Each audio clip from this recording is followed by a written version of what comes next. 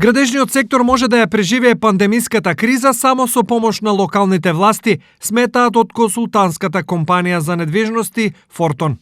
Градежниот сектор веќе се соочува со драстичен пад во сите сегменти, особено во поборувачката на станови, како резултат на општата несигурност кај купувачите. Се во ова, според експертите, ќе резултира со негативни последици врз градежништвото, кои ќе се реализираат на краток, но и на среден рок. Колкави ќе бидат последиците, во голема мера ќе зависи и од помошта, главно на локалните самоуправи. Градежната фела е на став дека спасот на секторот е во намалување на комуналиите од страна на општините.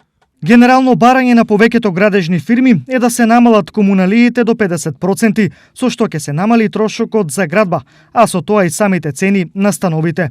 Во услови на пролонгирана криза, трендот на намалување на цените ќе продолжи, а проценката е дека до крајот на годината ќе достигне и до 30% и многу градежни компании ќе изгубат интерес за вложување во услови на природно намалување на цената. Смета Сашо Цветковски, директор на оделот за стамбен простор во Фортон.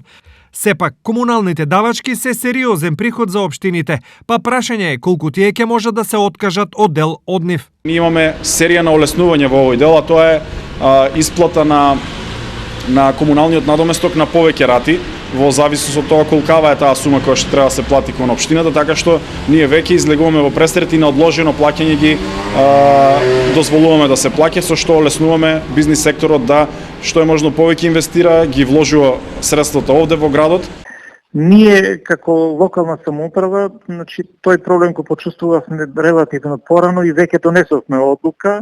Значи во Кочани комуналите се намалени во вредност со 20%, што значи дека на инвеститорите е возможно да плаќаат намалени комунали за уредување на градежното земјиште за 20%, што мислам дека е соодветно одговара на целокупните состојби, а секако во одредена мера овозможува и ние да ги реализираме инфраструктурните проекти кои што ги наметнуваат со реализацијата на урбанистичките планови.